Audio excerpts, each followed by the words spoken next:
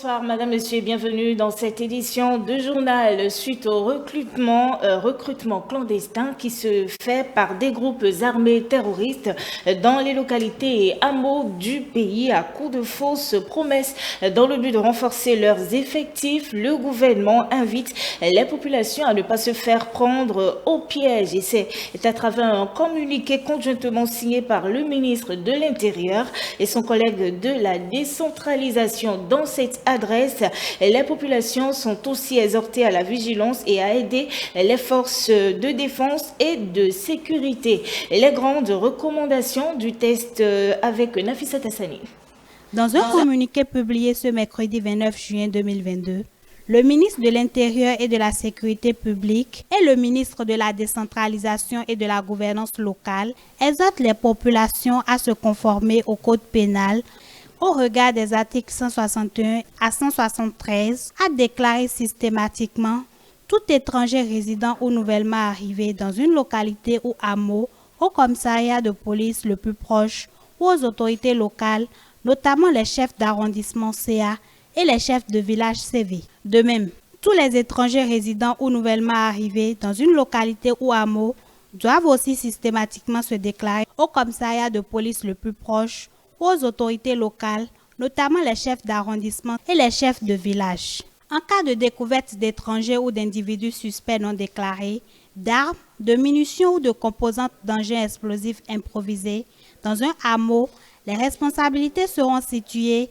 et les contrevenants subiront la rigueur de la loi, mettent en garde les deux ministres. Tout refus ou abstention de collaboration avec les forces de défense et de sécurité et les autorités locales dans la lutte contre le terrorisme sera considéré comme un soutien aux groupes armés terroristes et traité comme tel, stipule le communiqué en point 4. Pour finir, les deux ministres rassurent les populations que les forces de défense et de sécurité, de mieux en mieux équipées et aguerries, s'emploient à leur garantir la paix et la sécurité en tout point du territoire national.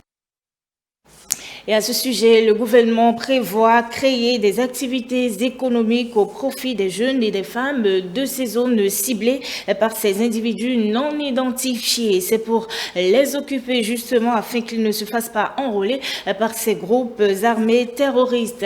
Les prévisions seront inscrites dans le budget de 2023, a annoncé ce lundi 27 juin 2022 le ministre de l'Économie et des Finances.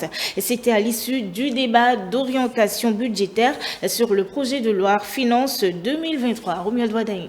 Il s'agit en réalité de lâches qui sont allés attaquer des policiers pendant leur sommeil.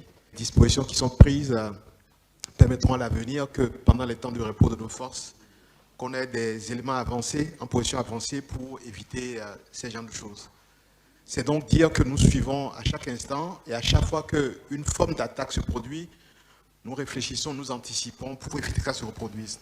Mais le plus important, donc, à côté du soutien du gouvernement que je manifeste, c'est dire que nous sommes conscients que la solution à tout ceci passe par deux choses. La première, c'est la présence de l'État à travers les services publics, que ce soit l'école, les centres de santé, la microfinance.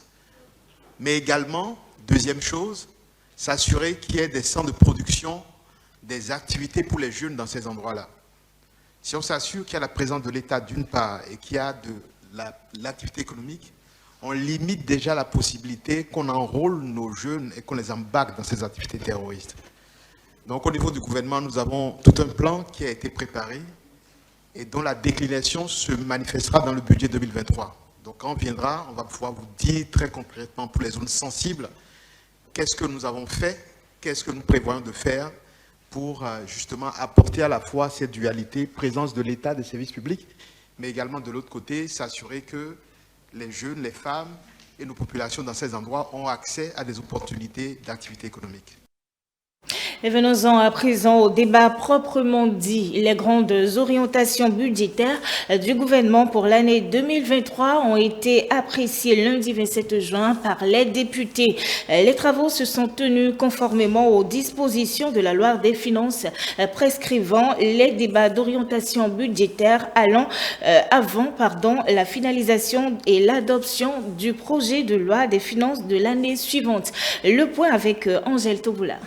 C'est par décret en date du 15 juin 2022 que le gouvernement a transmis à l'Assemblée nationale le document de programmation budgétaire et économique pluriannuelle, accompagné du document pluriannuel des dépenses pour débat d'orientation budgétaire. Le courrier reçu a été transmis à la Commission des finances pour l'étude du fonds et à la Commission du plan pour avis.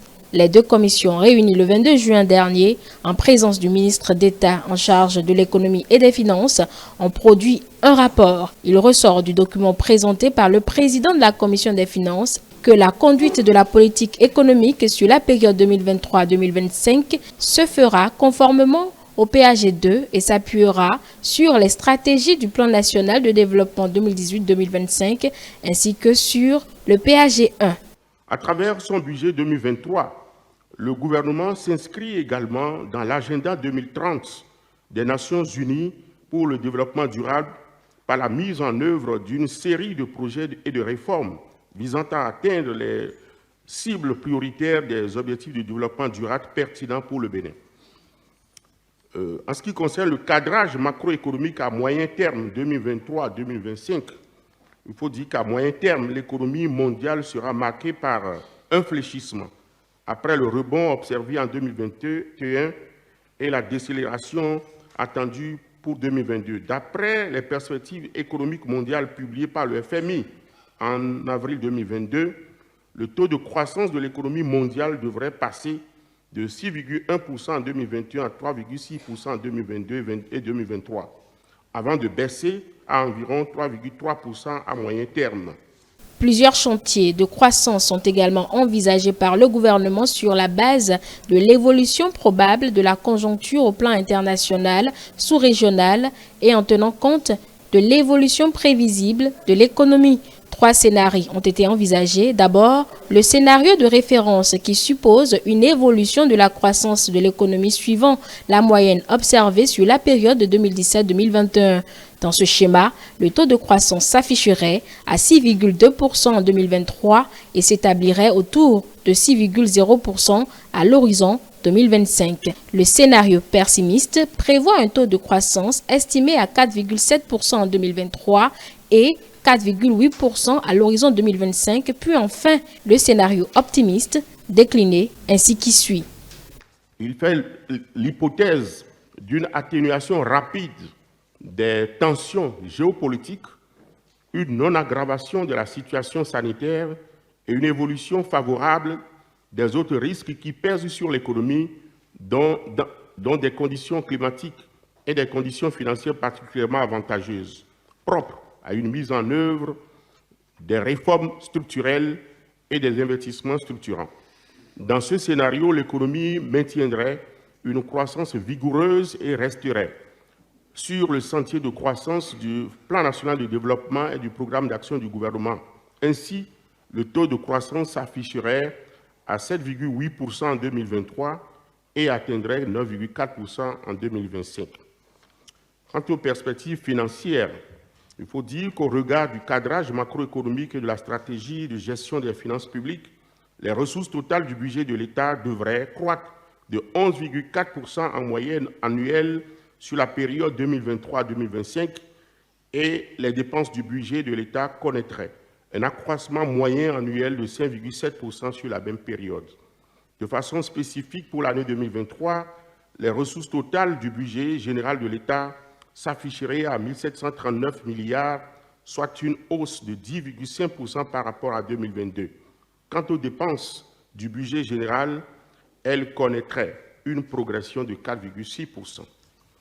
La présentation du document a ouvert les débats qui ont permis aux députés de faire des recommandations à prendre en compte par le gouvernement lors de la finalisation du projet de loi de finances 2023. Les députés Orden Aladati et Akena Tondé ont par exemple suggéré respectivement à l'exécutif de mieux encadrer le secteur des intrants agricoles et la transhumance pour garantir la sécurité alimentaire. Les intrants agricoles. Dans les perspectives, j'ai lu quelque part que si la crise persistait, qu'on pourrait entrevoir d'autres sources alternatives, le Nigeria et autres. Qu'est-ce que nous faisons de façon plus durable?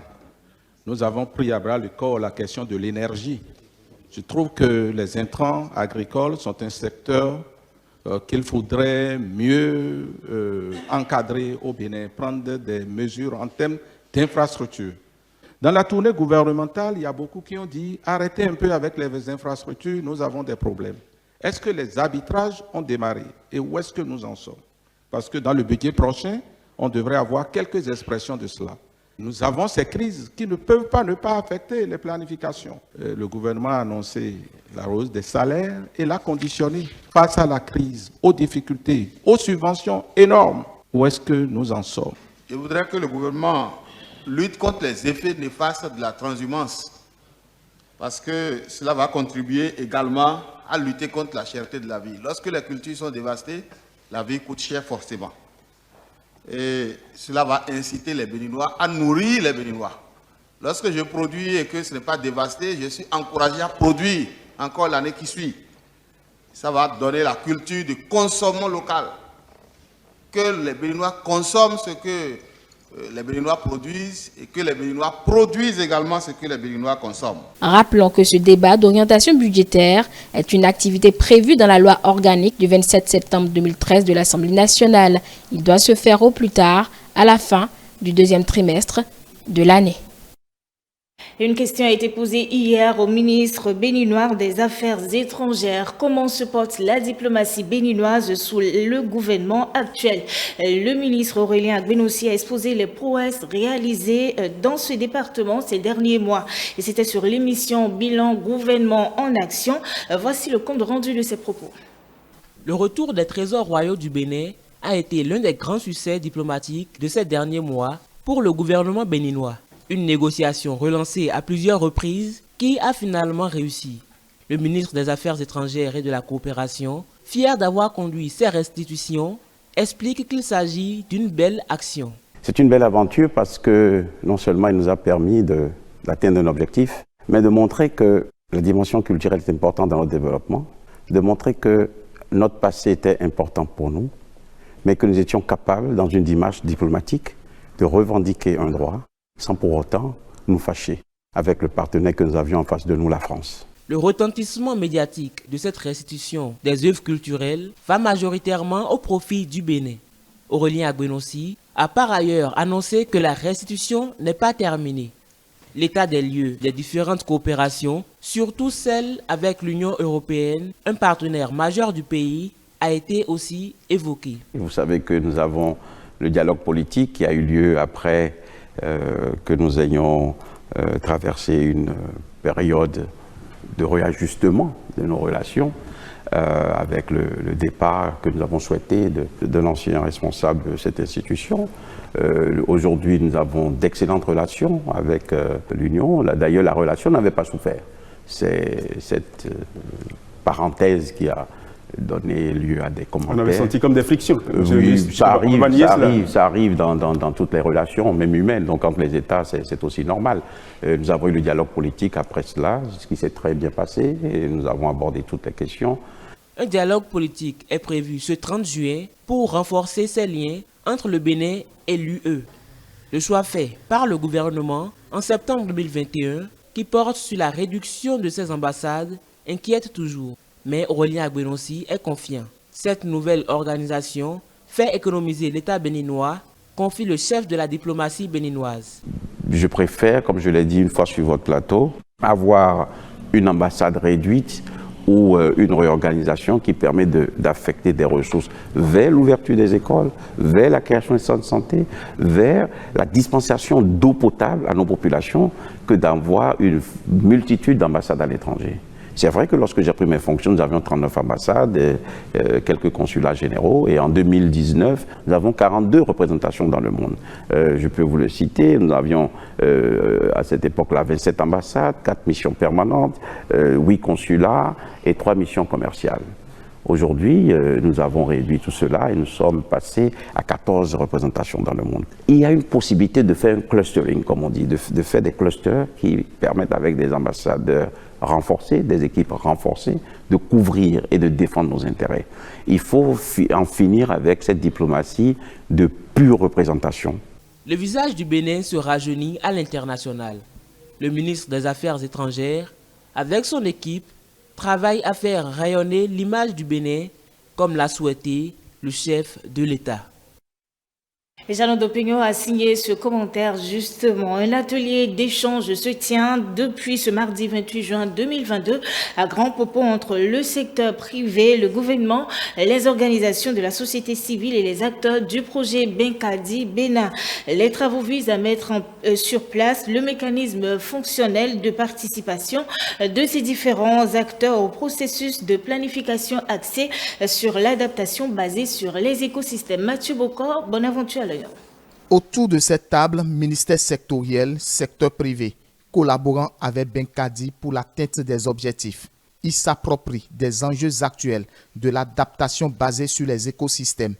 Lorsqu'on regarde le cadre des résultats de Benkadi, l'un des résultats intermédiaires qui est très important pour nous dit ceci: les plans de gestion des réserves de biosphère MAB, UNESCO, de l'Ouémé et du Mono sont révisés avec l'appui de la PACIB pour mettre en œuvre des activités concrètes, contribuer à la conservation des zones humides et des écosystèmes associés de la bande côtière et la conservation d'au moins 4% des habitats.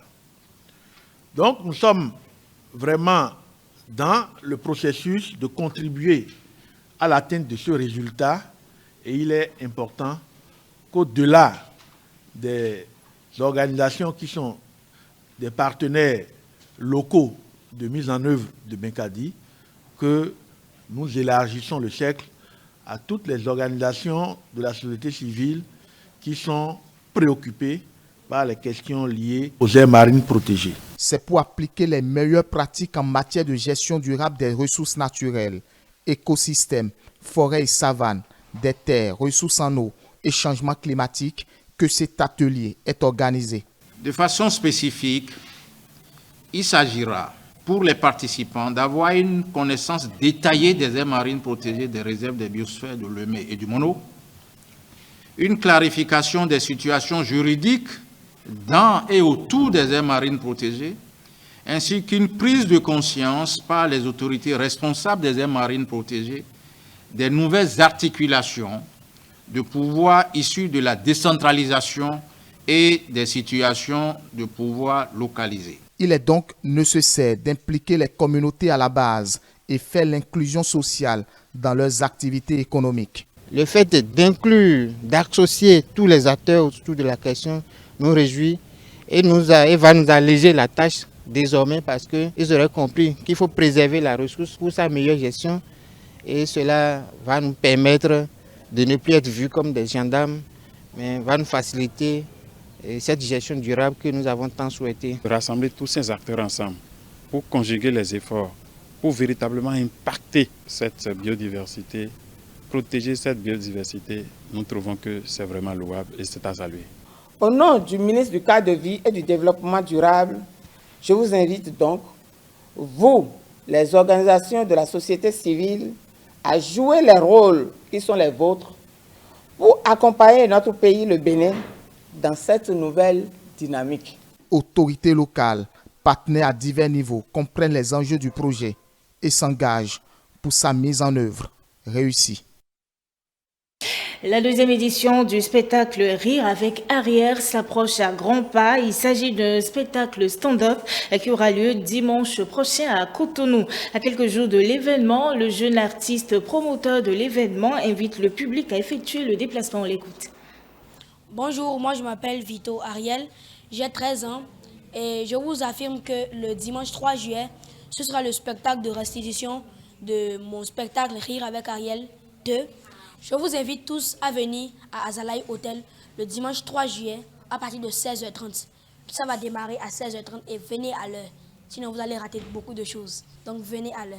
Merci beaucoup. Et ce journal s'achève, madame, monsieur. Merci de nous avoir suivis. N'oubliez pas, vous pouvez continuer à nous suivre sur l'ensemble de nos plateformes digitales, notre site internet, le www.etelebene.com, notre page Facebook eTélé en direct, notre compte Twitter eTélé Live, notre chaîne YouTube eTélé Bénin. Suivez-nous également en direct via l'application iOS et Android eTélé Bénin, tout simplement eTélé avec vous pour vous.